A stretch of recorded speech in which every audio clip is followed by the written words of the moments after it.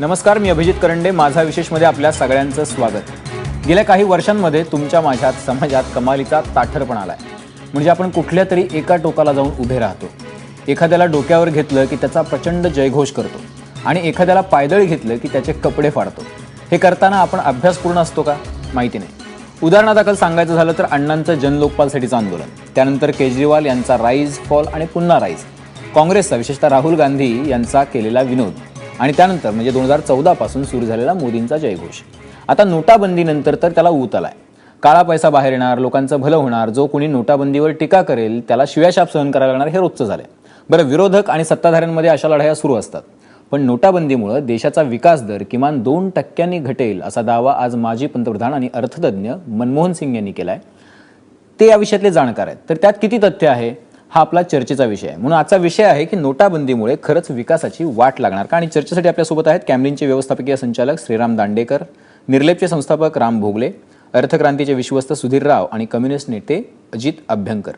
मी सुरुवातीला जाईन श्रीराम दांडेकरांकडे. दांडेकर सर, मुद्दा असा आहे की आपल्याकडं असंघटित कामगारांचा जो वर्ग आहे ज्याच्यामध्ये जवळपास 90% लोक काम करतात आणि त्याही मध्ये जवळपास 14 कोटीहून अधिक स्त्रिया आहेत. तर यांच्या सगळ्या जीवनावरती, यांच्या रोजच्या जगण्यावरती त्याचा परिणाम झालेला आहे. तर तुम्ही आता इतकी वर्ष उद्योगामध्ये आहात, तुम्ही जवळून हे सगळं अर्थविश्व बघता आहात, तुम्हाला याचे काय परिणाम दिसत आहेत आणि मनमोहन सिंग जे म्हणतायत त्याच्यामध्ये काही तथ्य वाटतंय का? माजी पंतप्रधान सन्माननीय मनमोहन सिंगजी यांच्या वक्तव्यावर मी काही वक्तव्य करणं म्हणजे शुद्ध वेडेपणा ठरेल. त्यामुळे त्याच्यावर रिॲक्शन न देता एक 2-3 गोष्टी मला सांगायच्या वाटतात. पहिली गोष्ट, फेक करन्सी आणि काळा पैसा या दोन्ही गोष्टीवर थोडासा उपाय म्हणून आपण आपल्या पंतप्रधानांनी, आत्ताच्या पंतप्रधानांनी आणि मंत्रिमंडळाने जो निर्णय घेतला तो अतिशय स्वागतार्ह आहे. आणि ज्या व्यक्तीची थोडीफार सत्सद बुद्धी जागृत आहे त्यांनी त्याची राजकीय मतं बाजूला ठेवून याचं स्वागत केलं पाहिजे. अनेक विषय याच्याशी निगडीत आहेत, आपल्या सर्वांच्या जीवनाशी निगडीत आहेत. असंघटित कामगार, महिला, हातावर पोट असणाऱ्या कामगारांचे पण प्रश्न याच्याशी निगडीत आहेत. बँकेचे म्हणजे पतपुरवठा करणाऱ्या संस्था. दांडेकरजी, याचा परिणाम काय होईल विकास दरावर असं वाटतं तुम्हाला? मी तुम्हाला म्हटलं की सुरुवातीलाच मी तुम्हाला सांगितलं की आपल्याकडे नाही, हा तुमचा प्रश्न नव्हता, हा तुमचा प्रश्न नव्हता, तुमचा प्रश्न वेगळा होता. पण आता मी सांगतो, विकास दरावर याचा शॉर्ट टर्म मध्ये मला तरी वाटतं नक्कीच परिणाम होईल. आणि याचं कारण असं की एकूण काळा किंवा पांढरा पैसा, चलन हे सर्क्युलेशन मध्ये जेव्हा कमी होतं सुरुवातीच्या काळामध्ये, त्यावेळेला निश्चित त्याचा इनडायरेक्ट डायरेक्ट परिणाम विकास दरावर होतो. परंतु रिरूट होऊन आणि नवीन पतपुरवठ्याच्या माध्यमातून ते जेव्हा सर्क्युलेशन मध्ये येतं आणि कॅश फॉर्म मध्ये किंवा कॅशलेस फॉर्म मध्ये, दोन्ही फॉर्म मध्ये जेव्हा पतपुरवठा होतो त्यावेळेला परत एकदा विकास दर हा याचा आलेख परत उंचावायला सुरुवात होईल असं माझी समजूत आहे. ठीक आहे, म्हणजे काही थोड्याफार प्रमाणात. हा, बोला बोला बोला. सॉरी सर, बोला. दुसरी 1-2 गोष्टी मला म्हणायच्या होत्या. म्हणजे इंडस्ट्रीच्या दृष्टीने असं वाटतात मला, हा जो कररूपाने किंवा एकूण सर्क्युलेशन मध्ये जो पैसा बँकिंगच्या माध्यमातून, बँकिंग क्षेत्राच्या माध्यमातून जो येणार आहे, इंडस्ट्रीच्या दृष्टीने जेव्हा आपण विचार करतो त्यावेळेला येणारा पैसा किंवा गोळा होणारा पैसा आणि त्याचे उपयोग, म्हणजे सरकारने त्याचा उपयोग कुठल्या प्रमाणात, कुठल्या गोष्टीत करायला पाहिजे, त्याच्यामध्ये बराच उपयोग हा इन्फ्रास्ट्रक्चर डेव्हलपमेंट, भांडवल आणि या 2 गोष्टीवर जर फोकस झाला, म्हणजे भांडवलाचा पुरवठा आणि इन्फ्रास्ट्रक्चर डेव्हलपमेंट करता होणारा खर्च, तर उद्योगांच्या दृष्टीने ती खूप चांगली गोष्ट होईल. ठीक आहे, म्हणजे उद्योगांच्या दृष्टीने चांगली गोष्ट होईल, पण तो लॉंग टर्मचा उपाय आहे. आणि आज मनमोहन सिंगांनी केन्सची थेरी सांगितली, in long term all are dead. म्हणजे आपल्यासोबत अजित अभ्यंकर आहेत. अजित अभ्यंकरचे मुद्दा असा आहे की विकास दरावर याचा परिणाम होणार आहे. 2 ते 2.5% विकास दर घटणार आहे असा दावा मनमोहन सिंगांनी केला आणि बाकीचे अर्थतज्ञ पण करतायत. रोज त्याच्याबद्दलची वक्तव्य येत आहेत. पेपर आणि माध्यमांमध्ये याची चर्चा पण चालू आहे. मुद्दा असा आहे, कंत्राटी कामगार आहेत, बांधकामावरती काम करणारे आहेत, हँडलूमवाले आहेत, पॉवरलूमवाले आहेत, बिडी कामगार आहेत, सिगरेटच्या कारखान्यात काम करणारे लोक आहेत, आदिवासी कामगार आहेत, मच्छीमार आहेत. ही सगळी जी लोक आहेत यांचा सगळा जो व्यवसाय आहे तो रोखीत चालतो आणि आपल्या देशातला अभ्यास म्हणजे स्टडीज असं सांगतो की आपल्या देशातला 60 ते 80% व्यवहार हा रोखीत होतो आणि एकाच वेळेला आपण 86% चलन हे बाद केलेलं आहे. तेव्हा याचा परिणाम आपल्या विकास दरावर निश्चित होणार आहे. मग याच्यातून आता वाचायचं कसं?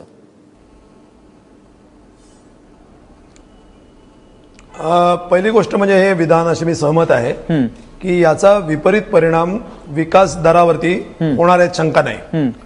परंतु विकास दराचा जेव्हा आपण विचार करतो त्यावेळेला 2 किंवा 3 पद्धतीने केला पाहिजे असं माझं मत आहे.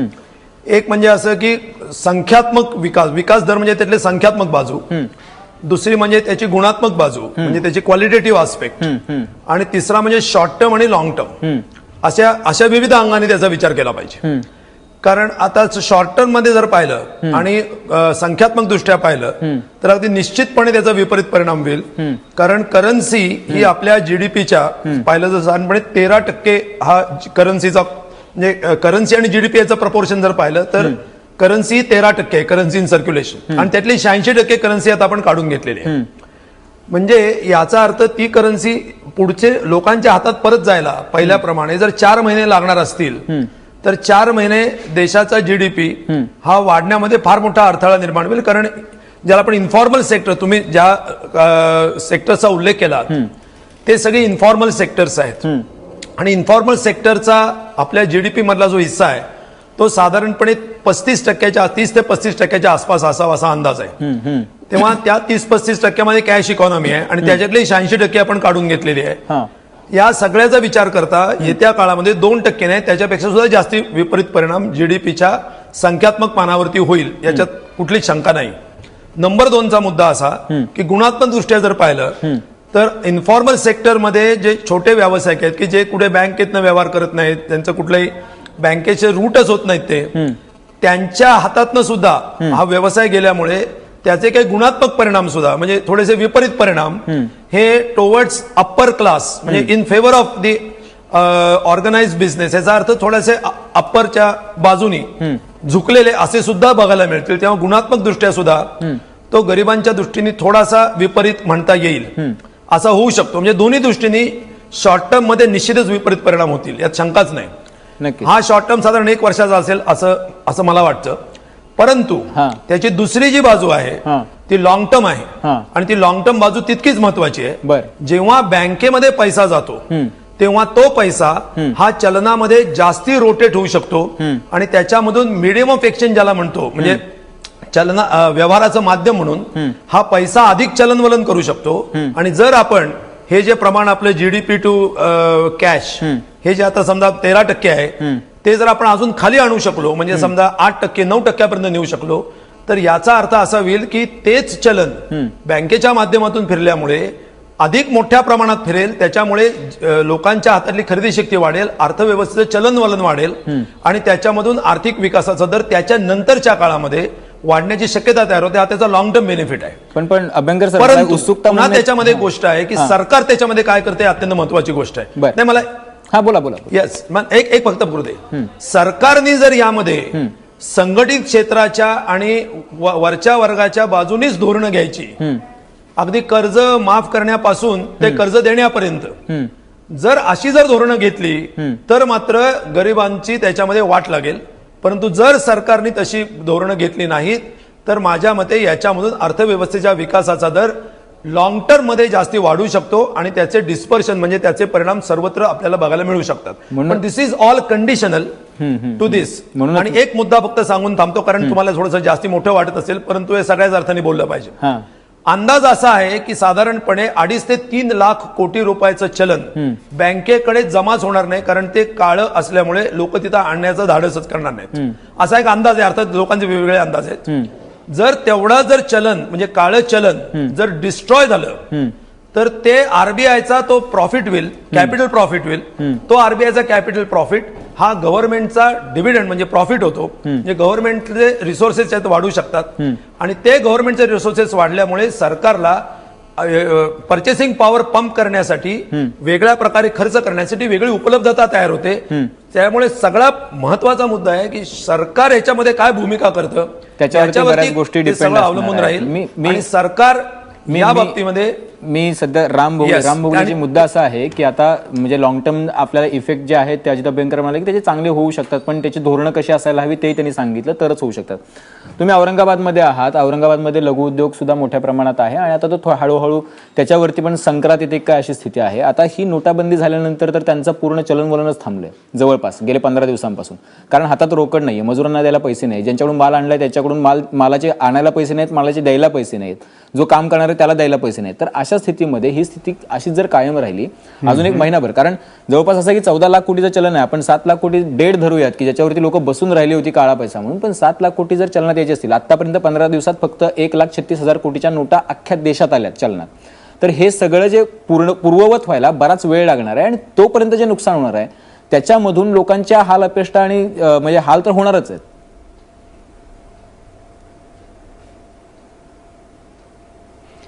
एक गोष्ट नक्कीच आहे की स्थिती पूर्ववत व्हायला जसं दांडेकर म्हणाले तसा काही वेळ निश्चित लागणार आहे.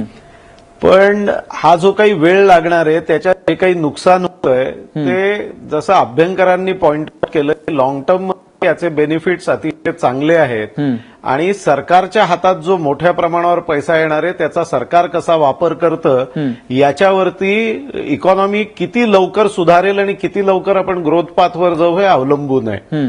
मला स्वतःला असं वाटतं की सरकारचा पैसा खर्च करण्याच्या ज्या पद्धती आहेत त्या पद्धतीनं सरकार पैसा खर्च करायला खूप वेळ लागतो, पण हा पैसा जर आपण श्रमिक, शेतकरी आणि ज्यांचे जनधन अकाउंट आहेत की ज्याच्यात कुठलाच काळा पैसा जमा झालेला नाही अशा मंडळींच्या हातात जर तात्काळ देऊ शकलो तर त्यांच्या खर्चांमुळे हा पैसा इकॉनॉमीत फार फास्ट यायला मदत होईल. शेतकऱ्यांनी केलेल्या खर्चामुळे, श्रमिकांनी केलेल्या खर्चामुळे, जनधन अकाउंटमध्ये असलेल्या पैशातल्या खर्चामुळे हा इकॉनॉमी फार फास्ट येईल आणि ह्या जो काही तात्पुरता परिणाम आहे म्हणजे तुम्ही म्हणता तसं खरोखर असं आहे की ऑर्गनाइज सेक्टरमधल्या उद्योगांनाही हळूहळू आता डिमांड श्रिंक होते हे जाणवायला लागलंय, पण निश्चितपणे हा तात्पुरताच परिणाम आहे.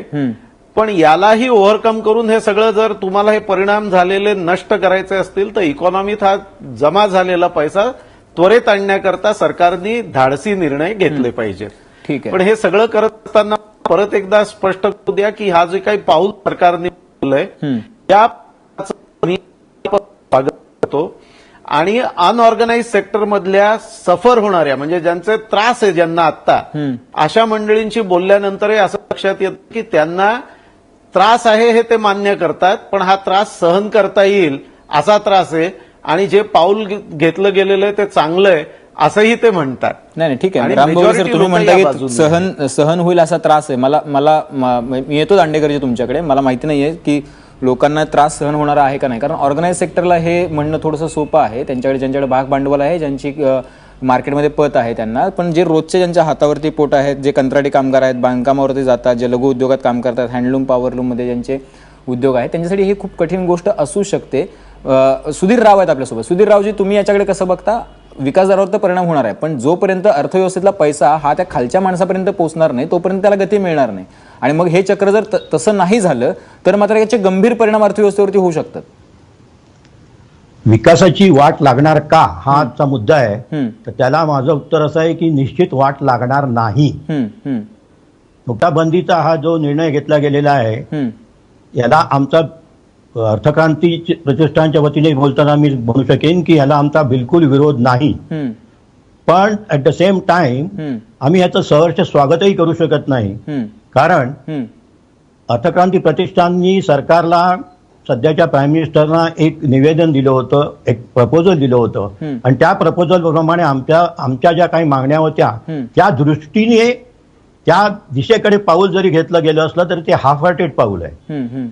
आणि त्याहूनही महत्वाची बाब म्हणजे हा निर्णय घेतल्यानंतर त्याला पाठराखण करण्याकरता रिझर्व्ह बँकेने जी पावलं घ्यायला पाहिजे होती ती व्यवस्थित न घेतल्यामुळे आज कॉमन माणसाला त्याचा त्रास होत आहे आणि त्यामुळे याच्याकडे बघण्याचा दृष्टिकोन थोडासा निगेटिव्ह होण्याची शक्यता आहे. आमचा जो संस्था आहे ती कुठल्याही पॉलिटिकल पार्टीला अटॅच सुधीररावजी ते माहिती आहे, ते सर्वांना माहिती आहे, त्याच्याबद्दल कोणाला साशंकता नाहीये. मुद्दा असा आहे की काय करायला पाहिजे होतं मग रिझर्व्ह बँकेने जेव्हा की अशी अवस्था रिझर्व्ह बँकेने छोट्या नोटा 50 आणि 100च्या नोटा या सर्व भारतभर करन्सी चेस्टमध्ये व्यवस्थित प्रमाणात ठेवायला हव्या होत्या. बोला. त्या ती व्यवस्था न झाल्यामुळे बँकांमध्ये पैसा संपूर्ण प्रमाणात न पोहोचल्यामुळे करन्सी चेस्टमध्ये पैसा नसल्यामुळे एटीएम मध्ये पैसा नसल्यामुळे लोकांना जो त्रास झालेला आहे त्यामुळे जी एक अर्थव्यवस्थेला थोडीशी बॅकफूट होण्याची वेळ आलेली आहे. त्यामुळे त्याचा निगेटिव्ह परिणाम हा थोडा काळ होईल. पण ह्या थोडा काळाचं डेफिनेशन माझी अशी असेल की मार्च 2017चे जे आपण वर्ष संपू त्याच्या आत आपली अर्थव्यवस्था पुन्हा आपल्या मूळ मुद्द्यावरती मूळ मार्गावरती येईल आणि त्यामुळे कुठल्याही गोष्टीमुळे मंदी हा जो शब्द काही लोकांनी वापरला गेलेला आहे तो निश्चितच होणार नाही असं आमचं ठाम मत आहे. चला ठीक आहे. मुद्दा असा आहे की ही मंदी येणार नाही आणि विकासावरती त्याचा काही विपरीत परिणाम होणार नाही असं आपल्या मान्यवरांचं मत आहे. पण त्याच्यासोबतच त्यांनी एक पुस्ती जोडलेली आहे ती म्हणजे असे की जो पैसा बँकांमध्ये आलेला आहे जो अकाउंटेड मनी म्हणून आलेला आहे म्हणजे गेल्या 3 दिवसांपूर्वी जो आकडा होता त्यानुसार 5,44,000 कोटी रुपये देशभरातल्या बँकांमध्ये जमा झालेले आहेत. तो जो पैसा आहे तो शेती व्यवसाय आणि लघु उद्योगांमध्ये किंवा सामान्य माणसांपर्यंत जर पोहोचला तो चलनात आला तर त्याचा फायदा होईल आणि तर इकॉनॉमी सुधारेल. ब्रेक नंतर आपण या सगळ्या आता जी स्थिती निर्माण झालेली आहे त्याला टॅकल करण्यासाठी अजून काय काय करावं लागेल यावरती चर्चा करणार आहोत. तुम्ही कुठेही जाऊ नका, पाहत रहा एबीपी माझा.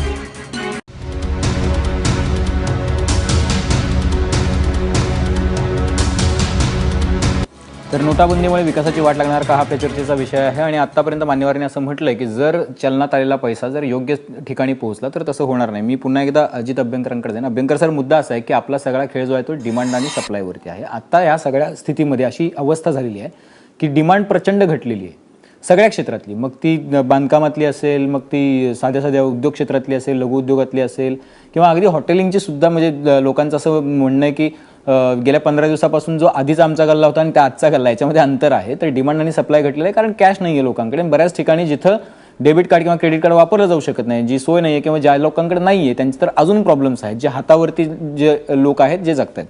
तर हा डिमांड आणि सप्लाय पूर्ववत व्हायला आणि हा सगळा पैसा पुन्हा एकदा चलनात यायला जो वेळ लागेल तो वेळ महाप्रचंड असणार आहे. तो काय असा 2 आणि 3 महिन्यात लगेच सरकारनं बँकेतला पैसा उचलला आणि चलनात टाकला आणि तो लगेच चलनात आला जादूच्या कांडीसारखा आणि सगळं पूर्वत झालं असं होणार नाही. तर त्यासाठी पण एक कार्यक्रम असायला पाहिजे ना.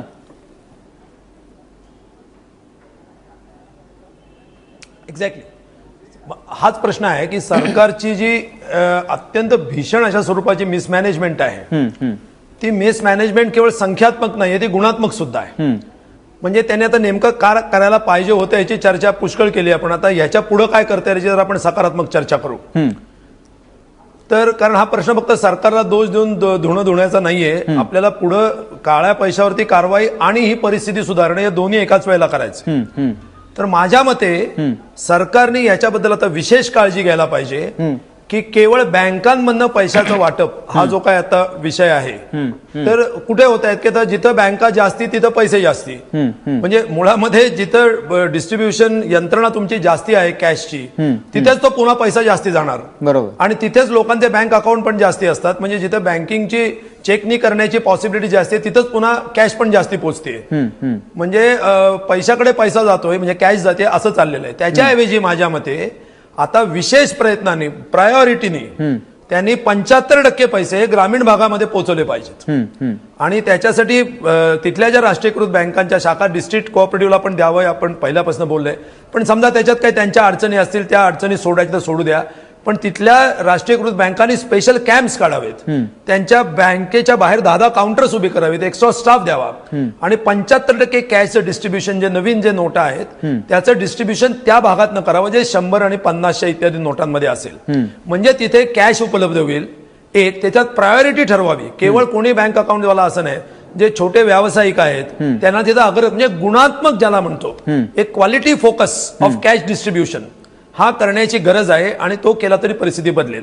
आणि तिसरा जी ह्युमन ॲगनी ज्याला आपण म्हणतो एक मानवी भयंकर असे प्रश्न निर्माण झालेला आहे हक्कांचा की लोकांचे खाण्यापिण्याचे सुद्धा हाल होत आहेत अगदी तळचे जे आहेत त्यांच्या. तर त्यांच्यासाठी माझ्या मते सरकारने चक्क फूड डिस्ट्रीब्युशनचं पूरग्रस्त परिस्थितीत आपण जसं करतो तशा प्रकारची अगदी दारिद्र्य रेषेचे त्या पातळीचे जे लोक असतील त्यांच्यासाठी विशेषतः ग्रामीण भागामध्ये तर तिथे अक्षरशः फूड डिस्ट्रीब्युशन सुद्धा मोफत करण्याची सरकारने योजना करावी. हे ताबडतोबीचे उपाय जर केले तर ग्रामीण भागातली जी बुडणारी किंवा इन्फॉर्मल सेक्टर मधली जी बुडणारी अर्थव्यवस्था आहे तिला थोडं तरी आपण तारू शकू. आणि तो पैसा तिथल्या मार्केटमध्ये खेळायला लागेल. नक्कीच. दांडेकरजी, मगाशी मी तुमच्याकडे येणार होतो. मुद्दा असा आहे की तुम्ही मगाशी म्हणालात की आपला जो एकूण अर्थव्यवस्थेचा कणा आहे तो डिमांड आणि सप्लायवरती, मी जसं अभ्यंकरांना म्हणालो तसं. पण आता जोपर्यंत खालच्या वर्गाकडे पैसा येत नाही, जोपर्यंत खरेदी करणाऱ्याकडे पैसा येत नाही तोपर्यंत खरेदीदार म्हणजे जो विक्रेता आहे त्याच्याकडे पैसा येणार नाही. आणि आत्ताचा क्रंच जो आहे तो तिथं आहे, म्हणून विकासाला खीळ बसेल की काय अशी शंका येऊ लागली लोकांना. जर घर घेणाऱ्याकडे पैसा नाहीये तर बिल्डर विकणार कुठून हा प्रश्न आहे. जर पुस्तकं वह्या विकणारा तो कुठून विकेल का जर घ्यायला पैसा नाहीये. आता अशी स्थिती आहे की ग्रामीण भागामध्ये की बी बियाणे घ्यायला सुद्धा लोकांकडे पैसे नव्हते कालपर्यंत. काल सांगितलं 21,000 कोटी रुपये आम्ही देऊ नाबार्डच्या माध्यमातून जिल्हा बँका आणि मग त्यातून शेतकऱ्यांना पैसे उपलब्ध होतील. तर हा एक मोठा मिसमॅनेजमेंटचा घोळ झालेला आहे, गैरव्यवस्थापन म्हणून आपण त्याला थोड्या काळासाठी झालेला आहे. आणि ते सुधारायला हा 125 कोटीचा देश आहे, काश्मीर टू कन्याकुमारी, हे सोपं नाही आहे आपल्या देशामध्ये. तर हे व्यवस्थापन चुकल्याचा हा फटका तुम्हालाही बसणार आहे, लघु उद्योजकांनाही बसणार आहे आणि ग्राहकालाही बसणार आहे. नक्कीच. अभ्यंकर सरांशी मी संपूर्णपणे सहमत आहे 3 गोष्टीबाबत. एक म्हणजे आत्ता जे म्हणाले की वेगवेगळे उपाय योजून ग्रामीण भागाकडे मोठ्या प्रमाणात कॅशचा स्रोत आणि त्याची वेगवेगळी दालनं म्हणजे काउंटर्स असा त्यांनी शब्द वापरला, हा केलाच पाहिजे, प्रायोरिटी बेसिसवर केला पाहिजे. नंबर 2, ते मगाशी जे म्हणाले कॅश टू जीडीपी रेशो 13% समजा 8% आणि तो निश्चित येईल तर बँकिंग सेक्टरमध्ये जो पैसा उपलब्ध होईल त्यामुळे मी त्याच्याकडे एका सकारात्मक असं बघतो की आज परकीय भांडवल मोठ्या उद्योगांना उपलब्ध आहे, ते स्वस्त दरात उपलब्ध आहे, होऊ शकतं. परंतु एसएमई सेक्टर आम्ही ज्याला म्हणतो स्मॉल अँड मिडियम सेक्टर त्याला परकीय भांडवलाकडे ऍक्सेस नाही. परंतु बँकांमधनं पतपुरवठा मोठ्या प्रमाणात आणि कमी व्याजदरात झाला तर त्याचा एसएमई सेक्टर मधल्या उद्योगांना खूप मोठा लाभ किंवा एक हेल्पिंग हँड होणार आहे. आणि सगळ्यात जास्त रोजगार निर्मिती एसएमई सेक्टरमध्ये होत असते. त्यामुळे एसएमई सेक्टर जर सुदृढ झाला तर रोजगार निर्मिती करता सुद्धा त्याचा उपयोग होईल. अजून एक गोष्ट अभ्यंकर सर म्हणाले होते, त्यांनी त्याचा थोडासा उल्लेख केला होता की चलन वाढलं म्हणजे ज्याला आपण व्हेलॉसिटी ऑफ मनी असा शब्द वापरला जातो, ती बँकांच्या माध्यमातून 3 ते 4 वेळा जर रोटेट झाला पैसा आणि व्हेलॉसिटी ऑफ मनी वाढली तर त्याचाही आर्थिक म्हणजे ज्याचाही विकास जर वाढायला त्याचा उपयोग लॉंग टर्म मध्ये चांगला होऊ शकतो. अजून एक मला मुद्दा मांडायचा आहे आणि तो परत एकदा अभ्यंकर सरांच्या मताशी सुसंगत असाच आहे. आपली जी इकॉनॉमी आहे ती कॅशलेस होऊ शकत नाही, परंतु ती लेस कॅश नक्की होऊ शकते. आणि जो या देशातला गरीब आहे किंवा अशिक्षित आहे किंवा जो टेक्नॉलॉजी वापरू शकत नाही किंवा टेक्नॉलॉजी सोय नाही, अशी मोठी लोकसंख्या लेस कॅश, त्यांना कॅश लेस लागते म्हणजे कमी डिनॉमिनेशनच्या नोटांमध्ये आणि महिन्याचा त्यांचा कमी असलेला खर्च याला आवश्यक असणारी कॅश सरकारने उपलब्ध करून द्यायला पाहिजे. तीच तर मोठी अडचण झाली की ते कमी डिनॉमिनेशन मधली जी कॅश आहे ती उपलब्ध होत नाहीये. सुधीरराव सर, मुद्दा असा आहे की आपल्याकडे मगाशी तुम्ही मुद्दा म्हणला की हा सगळा पैसा ग्रामीण भागाकडे गेला पाहिजे तरच हे सगळं गाडं जे आहे ते व्यवस्थित होईल. पण आपल्याकडची एकूण व्यवस्था म्हणजे ही सरकारवर टीका करण्याची गोष्ट म्हणून नव्हे, सरकार कोणाचाही असो, आपला पहिला जो पैशांवरचा जो अधिकार असतो बँकांमधल्या कर्जावरचा तो मोठ्या उद्योगपतींचा असतो. म्हणजे राईट ऑफ लोन ज्यांची करावी लागतात त्यांनाच कर्ज मिळतात, हा आपल्याकडचा अनुभव आहे. आणि ती वस्तुस्थिती आहे ती आपण नाकारून चालणार नाही. जे बँकांमध्ये पैसे आले असतात जे काही 5-7 लाख कोटी रुपये असतील, तुम्हाला असं वाटतं का की हा पैसा लवकरात लवकर खालच्या स्तरापर्यंत पोहोचेल, तळागाळाच्या माणसापर्यंत पोहोचेल आणि मग त्याच्यामधून ही इकॉनॉमी जी आहे ती मजबूत होईल? आतापर्यंत आपण जे बोलतोय हे मोस्टली मायक्रो लेवल वरती बोललं जात आहे. ह्याचा जर आपण मॅक्रो लेवलवरती जर विचार केला तर भारताला स्वातंत्र्य मिळाल्यानंतर अगदी 1970 सालापर्यंत आपला चलन पुरवठा जो होता तो 1230 कोटी फक्त होता. तो आज चलन पुरवठा 16 लाखाच्या वर जायची वेळ आलेली आहे.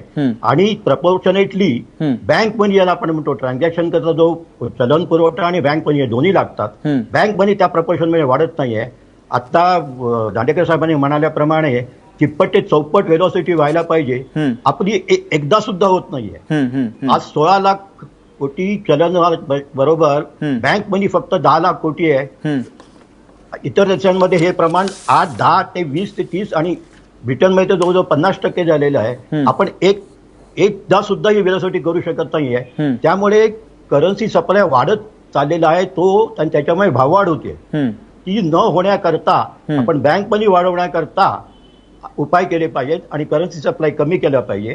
आज जी स्टेप घेतली आहे त्यांनी जर नवीन पैसा जो इंट्रोड्यूस करणार आहेत तो जर थोडा कमी प्रमाणात केला, तो खालच्या तळाला जायला पाहिजे निश्चितच आहे, पण तो कमी प्रमाणात करायला हवा आणि त्यामुळे बँक मनी वाढण्याला आपल्याला उपयोग होईल. नक्कीच. आज एटीएम सारखा उपयोग जर आपण विचारात घेतला, एटीएम मध्ये जी ट्रान्झॅक्शन होत आहेत त्यातली जवळजवळ 80% ट्रान्झॅक्शन ही फक्त कॅश विड्रॉल करता होतात. पण म्हणूनच मी तुम्हाला थांबवून विचारतो राव सर, पण आपली ही व्यवस्था तशी आहे का? तुम्ही जी म्हणताय ते ग्रामीण भागापर्यंत तळागाळापर्यंत पोहोचायला तुमच्याकडे एटीएमची संख्याच इतकी नाही. अजूनही अनेक ग्रामीण भागामध्ये एटीएम नाही आहेत. 7-7, 8-8 गावामध्ये मिळून एक एटीएम आहे. अशा वेळेला तुम्हाला हे लवकर सुधारेल असं वाटतंय का? इतकं साधं सोपा 30 सेकंदाचा. याकरता बेस्ट म्हणजे पोस्ट ऑफिसचा उपयोग केला पाहिजे. पोस्ट ऑफिसेसना बँकिंग लायसन्स दिली गेलेली आहेत, त्याचा उपयोग झाला पाहिजे व्यवस्थित, तर तळागाळामध्ये हा पैसा निश्चित पोहोचू शकेल.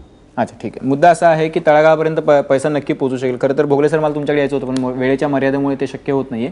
पण विकासावरती परिणाम होणार नाहीये. पण जोपर्यंत आपल्या बँकांमध्ये जो पैसा आलेला आहे, जो कालपर्यंत अनअकाउंटेड होता, जो काही 5,44,000 किंवा 6 लाख कोटी रुपये पैसा आलेला आहे, तो पैसा तळागाळापर्यंत पोहोचल्याशिवाय आपली अर्थव्यवस्था मजबूत होणार नाही. जोपर्यंत खरेदीदार मजबूत होणार नाही तोपर्यंत आपली इकॉनॉमी जी आहे ती सुधारणार नाहीये. डिमांड आणि सप्लाय याचा जो रेशिओ आहे, त्याचा समतोल जो आहे तो साधला गेला पाहिजे.